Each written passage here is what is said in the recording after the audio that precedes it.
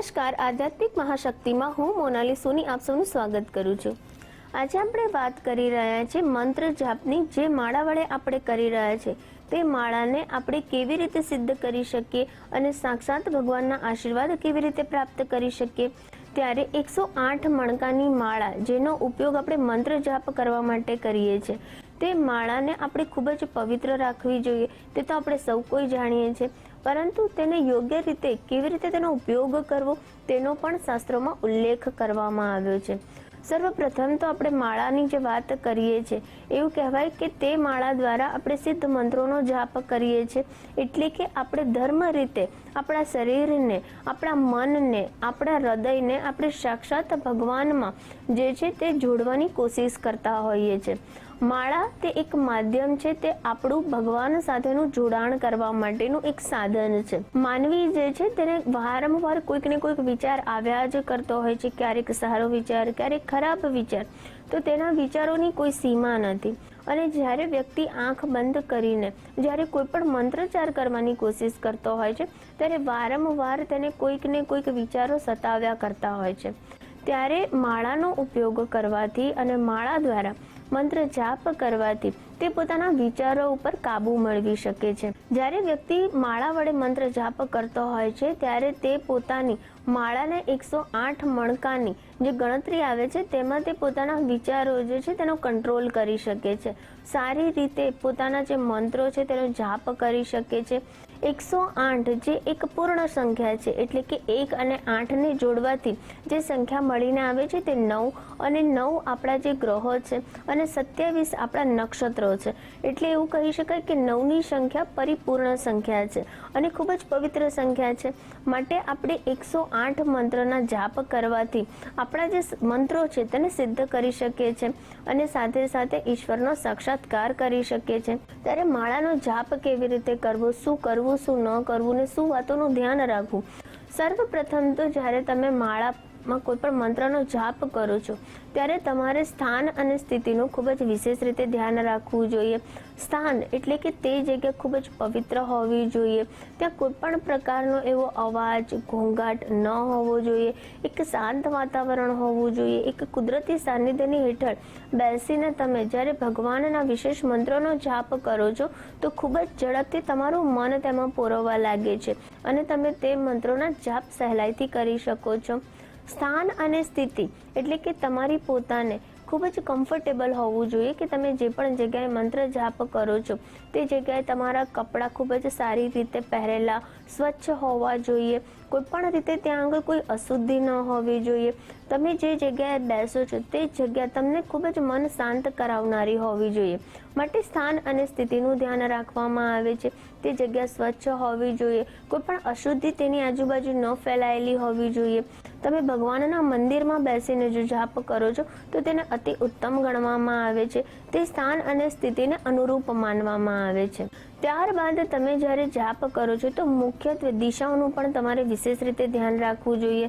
ખાસ કરીને તમે પૂર્વ દિશામાં બેસીને, અથવા તો જો તે પૂર્વ દિશામાં તમે ન બેસી શકતા હોય તો તમારે ઉત્તર દિશામાં બેસીને કોઈ પણ મંત્રનો જાપ કરો છો તો તે તમને સકારાત્મક પરિણામ તમારા જીવનમાં આપે છે। ત્યારબાદ યોગ્ય રીતે એવું કહી શકાય કે સુખાસનમાં બેસીને, એક સારા ચોખ્ખા આસન ઉપર બેસીને તમારે મંત્ર જાપ કરવો જોઈએ। સુખાસન એટલે યોગ્ય રીતે પલાઠી વાળીને સ્વચ્છ આસન પર બેસીને તમે જ્યારે મંત્રના જાપ કરો છો તો તે મંત્રોનું ફળ તમને ખૂબ જ સારું પ્રાપ્ત થાય છે। ત્યારબાદ એવું કહી શકાય કે જે માળાનો તમે ઉપયોગ કરો છો તે માળા કેવી હોવી જોઈએ, તો સર્વપ્રથમ તે માળામાં પૂર્ણ 108 મણકા હોવા જોઈએ।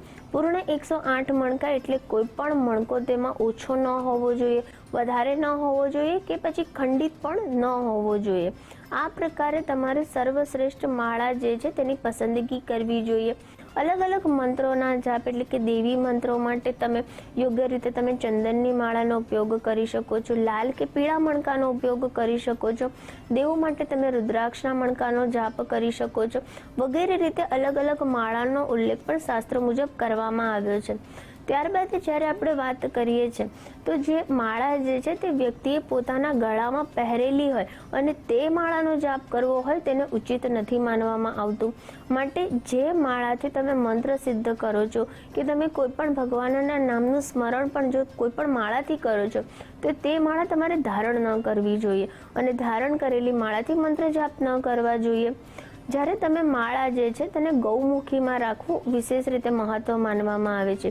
ગૌમુખી એટલે કે એક પ્રકારની થેલી જે માળા માટે બનાવવામાં આવેલી હોય છે જેને ગૌમુખી કહેવામાં આવે છે. તમે જ્યારે ગૌમુખીમાં રાખીને માળાનો મંત્ર જાપ કરો છો તેને સર્વશ્રેષ્ઠ જાપ માનવામાં આવે છે. માળામાં જ્યારે તમે કોઈ પણ પ્રકારનો મંત્ર જાપ કરી લો છો ત્યારબાદ તેને શુદ્ધ અને સ્વચ્છ રીતે તમારે ગૌમુખીમાં રાખવી જોઈએ, પવિત્ર સ્થાન ઉપર રાખવી જોઈએ. જ્યારે 108 મણકાની માળાનો તમે જાપ કરો છો તેમાં એક મોટો મણકો આપવામાં આવ્યો હોય છે જેને ગુરુ મણકો કહેવામાં આવે છે. ગુરુ મણકો એટલે કે તેને સુમેરુ તરીકે પણ ઓળખવામાં આવે છે. જ્યારે પણ તમે કોઈ પણ મંત્રનો જાપ કરો છો ત્યારે તમારે આ સુમેરીને ક્રોસ ન કરવું જોઈએ, આ સુમેરીને તમારે ઓળંગવો ન જોઈએ અને ફરી પાછા તમારે ફરીને 108 વાર તમારે મંત્ર જાપ કરવો જોઈએ. ત્યારબાદ એવું પણ કહેવામાં આવે છે કે તમે જે મંત્ર જાપ કરો છો, નિયમિત જે માળાનો ઉપયોગ તમે કરો છો, તમારે તે મંત્ર જાપ કરેલી માળા કોઈને પણ આપવી ન જોઈએ. અથવા તો તમારે જો ક્યારે પણ મંત્ર જાપ કરવો છે તો કોઈની કરેલો ઉપયોગવાળી મંત્ર જાપવાળી માળા તમારે ઉપયોગમાં ન લેવી જોઈએ. કોઈના દ્વારા આપેલી કે પછી તમારી માળા તમારે કોઈને આપવી ને આ પ્રકારના મંત્ર જાપને શુદ્ધ મંત્રચાર ગણવામાં નથી આવતા. જ્યારે પણ તમે મંત્ર જાપ કરો છો ત્યારે તેની શુદ્ધતા અને પવિત્રતાનો અત્યંત તમારે ખૂબ જ ધ્યાન રાખવું જોઈએ. જ્યારે આપણે શિવ પુરાણની વાત કરીએ છીએ ત્યારે એવું કહેવામાં આવે છે કે તમે જ્યારે મંત્ર જાપ કરો છો ત્યારે તમારી આ મધ્યમાં આંગળી જે છે તેનો ઉપયોગ કરીને તમારે મણકા ફેરવવા જોઈએ. તેને અત્યંત પવિત્ર માનવામાં આવે છે. દેવી દેવતાઓના આશીર્વાદ પ્રાપ્ત કરવા માટે તમે જ્યારે પણ મંત્રચાર જાપ કરો છો ત્યારે તમારે માળા ઉપર તમારા મધ્યમાં આંગળીનો ઉપયોગ કરવો જોઈએ. ભૂલથી પણ તમારે તમારી પહેલી આંગળી એટલે કે તર્જની આંગળીનો ઉપયોગ ન કરવો જોઈએ. જો માળા ઉપર તમે પહેલી આંગળીનો ઉપયોગ કરીને મણકાને ફેરવો છો તો તેને અત્યંત અશુભ માનવામાં આવે છે. જ્યારે તમારા મનમાં તમારે માનસિક શાંતિ જોઈએ છે, માતા લક્ષ્મીજીની કૃપા જોઈએ છે ત્યારે તમારે અનામિકા આંગળીથી પણ તમે તમારા માળાની મણકા ફેરવી શકો છો અને મંત્ર જાપ કરી શકો છો. શિવ પુરાણમાં વિશેષ રીતે માળાનો જે ઉપયોગ છે તે કેવી રીતે કરવો, મણકા કઈ આંગળીથી ફેરવવા વગેરેનો ઉલ્લેખ પણ શિવ પુરાણમાં કરવામાં આવ્યો છે. જેને શાસ્ત્રોયુક્ત નીતિ અને નિયમોનું પાલન કર્યા બાદ જ મંત્ર જાપ કરવા બેસવું જોઈએ. 108 મણકાની માળાથી તમે કોઈ પણ મંત્ર જાપ કરો છો તો તે તમને ખૂબ જ ઝડપથી તે મંત્ર સિદ્ધ થાય છે અને તેના દ્વારા તમે દેવી દેવતાઓનું આવાહન પણ કરી શકો છો અને તમારી જે તપસ્યા છે, તમારી જે પૂજા છે તે તમે પરિપૂર્ણ કરી શકો છો. તો આ રીતે માળાનો ઉપયોગ કેવી રીતે કરવો જોઈએ અને તેના નીતિ અને નિયમોનું પાલનનું વિશેષ રીતે તમે પણ ધ્યાન રાખશો તે સાથે હું રજા લઉં છું. નમસ્કાર.